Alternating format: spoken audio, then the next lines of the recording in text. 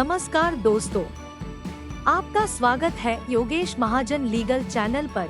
योगेश महाजन legal channel पर हम आपको प्रस्तुत करेंगे नवीनतम सुप्रीम कोर्ट के फैसलों और विभिन्न अन्य न्यायालयों के फैसलों पर और विधि ज्ञान को प्रसारित करने का प्रयास करेंगे।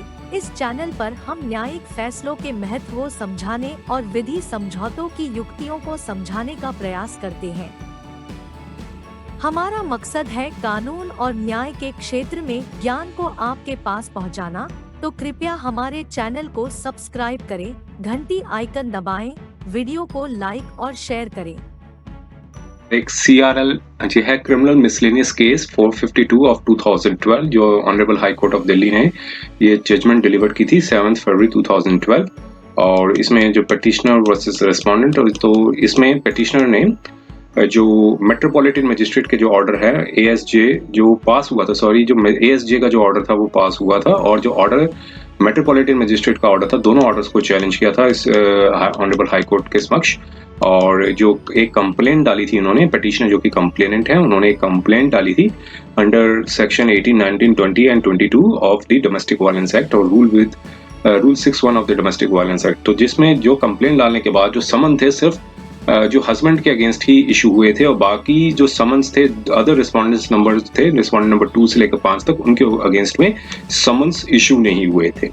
तो जो ऑर्डर था जो 16/8/2010 जो मेट्रोपॉलिटन मजिस्ट्रेट महिला कोर्ट का जो ऑर्डर था, तो वहां पर ये रिकॉर्ड किया गया था जो कि रिस्पोंडेंट नंबर 1 जो है हस्बैंड है एप्लीकेंट के, जो कि रेवाड़ी में रह रहे हैं हरियाणा में, और रिस्पोंडेंट नंबर 2 और 3 थे वो जो डोमेस्टिक रिलेशनशिप में नहीं थे एप्लीकेंट के साथ। तो इसलिए ट्रायल जज ने समन्स इशू नहीं किए अदर रिस्पोंडेंट्स के अगेंस्ट में। और जो रिस्पोंडेंट नंबर 4 हैं वो दिल्ली में रिसाइड कर रहे थे, लेकिन वो मैरिड सिस्टर इन लॉ थी, जो मैरिड सिस्टर लॉ है हस्बैंड की, तो मींस जो कंप्लेनेंट की मैरिड सिस्टर इन लॉ है, तो वो किसी प्रकार का डोमेस्टिक रिलेशनशिप एप्लीकेंट के साथ नहीं रह रही थी। तो इसलिए रिस्पोंडेंट नंबर 4 के ऊपर भी जो समन्स कोर्ट ने इशू नहीं किए थे।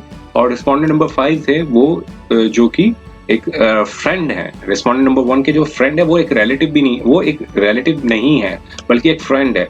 तो इसलिए रिस्पोंडेंट नंबर 4 को जो है वो समन्स थे वो इशू नहीं किए थे। तो अब इस ऑर्डर्स को चैलेंज किया था कोर्ट ऑफ सेशन में। पहले मेट्रोपॉलिटन मजिस्ट्रेट ने डिक्लाइन कर दिया था समन्स इशू करने के लिए, तो सिर्फ रिस्पोंडेंट नंबर 1 के ऊपर ही समन्स इशू हुए थे।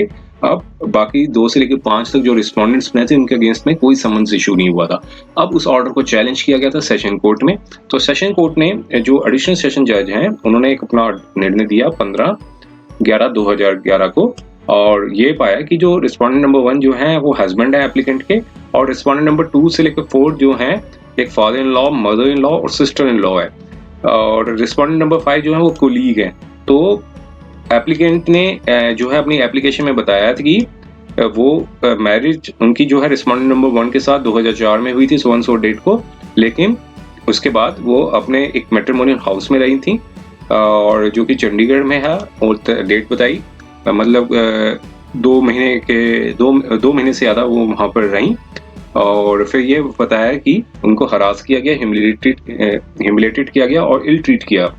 रिस्पोंडेंट नंबर 1 से लेकर रिस्पोंडेंट नंबर 4 तक उन्होंने की डिमांड्स ऑफ डाउरी नहीं की गई है, तो इसलिए उनको कॉन्स्पिरेंसी हैश्ड की गई और कंप्लेंट को मैट्रिमोनियल हाउस से निकाल दिया।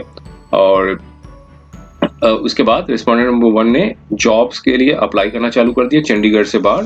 अब यहाँ पे बताया कि जो एडिशनल सेशन जज थे उन्होंने उनके ऑर्डर को परस्यू किया कोर्ट ने, और यहाँ पर ये रिकॉर्ड किया कि रिस्पोंडेंट नंबर 2 से लेकर 4 जो हैं उनको समन नहीं किया जा सकता, क्योंकि वो किसी भी प्रकार से डोमेस्टिक रिलेशनशिप में नहीं थे कंप्लेनेंट के साथ। और रिस्पोंडेंट नंबर 5 को भी समन नहीं किया गया क्योंकि वो फ्रेंड है, तो एक रिलेटिव नहीं है, तो सिर्फ एक फ्रेंड है। तो एडिशनल सेशन जज ने ये भी डील किया कि लर्नड काउंसिल जो पिटिशनर है उन्होंने सेक्शन 2F को जो डोमेस्टिक वायलेंस एक्ट है उसको रेफर किया, जो उन्होंने काउंसिल ने रेफर किया था, और यह बताया था कि रिस्पोंडेंट नंबर 2 से लेकर 4 जो कि एक ब्लड रिलेटिव्स हैं रिस्पोंडेंट नंबर 1 के, और जो यहाँ पर पिटिशनर इमीडिएटली मैरिज के बाद रही थी और जब मैरिज और इसलिए वो डोमेस्टिक रिलेशनशिप में भी थी। लेकिन जो लर्नर काउंसिल जो पटिशनर के थे, उन्होंने ये भी बताया कि सेक्शन 2 क्या ऑफ एक्ट क्या है कि जो कि मेल पार्टनर है रिस्पोंडेंट का, उनको वो जिम्मेदार है वायलेशन ऑफ द एक्ट के लिए। और रिस्पोंडेंट नंबर 5 जो है जो एक बिजनेस पार्टनर है रिस्पोंडेंट नंबर 1 के, वो भी उनको भी समन इशू होना चाहिए। अब यहाँ पे कोर्ट ने सेक्शन 2A की डेफिनेशन को देखा जो कि डिफाइन करता है एग्रीवेट पर्संस।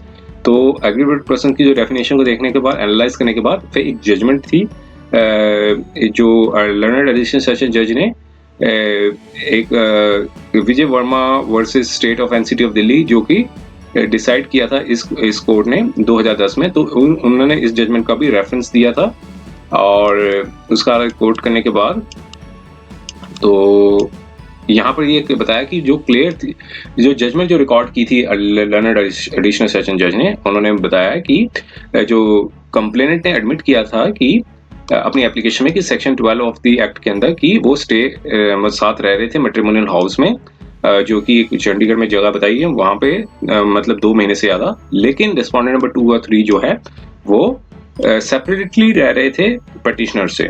और रिस्पोंडेंट नंबर 4 जो है वो मैरिड सिस्टर हैं और वो भी सेपरेटली रह रही हैं पटिशनर से। तो यहाँ पर कोई एलिगेशन नहीं थी एप्लीकेशन में कि जो कि साबित करता हो कि रिस्पोंडेंट नंबर पटिशनर और रिस्पोंडेंट नंबर 1 और रिस्पोंडेंट नंबर 2 और 4 जॉइंट फैमिली में साथ रह रहे हों। तो ऐसा कुछ उन्होंने एप्लीकेशन में बताया। और रिस्पोंडेंट नंबर 5 का बताया कि वो एक बिजनेस पार्टनर है रिस्पोंडेंट नंबर 1 के। तो रिस्पोंडेंट नंबर 5 जो है वो किसी भी कैटेगरी में मतलब कैटेगरी जो सेक्शन 2 क्या होगी जो एक्ट की जो कैटेगरी में नहीं फॉल करते हैं। तो यहाँ पर कोर्ट ने कहा कि कोई डिस्क्रिपेंसी नहीं थी ऑर्डर जो ट्रायल कोर्ट द्वारा दिया गया था, तो इसलिए माननीय कोर्ट ने उस ऑर्डर पे इंटरफेयर करने से मना कर दिया। तो इसलिए जो पिटीशन डाली गई थी उसको खारिज कर दिया, डिसमिस कर दिया। तो ये ऑर्डर आया था फरवरी 7, 2012 का। उम्मीद है कि यह वीडियो आपको पसंद आया होगा। अगर आपने अभी तक हमारे चैनल को सब्सक्राइब नहीं किया है तो कृपया इसे सब्सक्राइब कर ले और बेल आइकन दबाकर नोटिफिकेशन प्राप्त करें ताकि आप हमारे नए वीडियो से अपडेट रह सकें। अगर आपको यह वीडियो पसंद आया हो तो कृपया लाइक करें और अपने दोस्तों के साथ शेयर करें। हमारे चैनल पर आपको न्यायिक मुद्दों, कानूनी सलाह और कानूनी अपडेट्स के बारे में नवाचारिक और महत्वपूर्ण जानकारी मिलेगी। हमारे साथ बने रहें क्योंकि योगेश महाजन लीगल आपके कानूनी सवालों का सहायक है।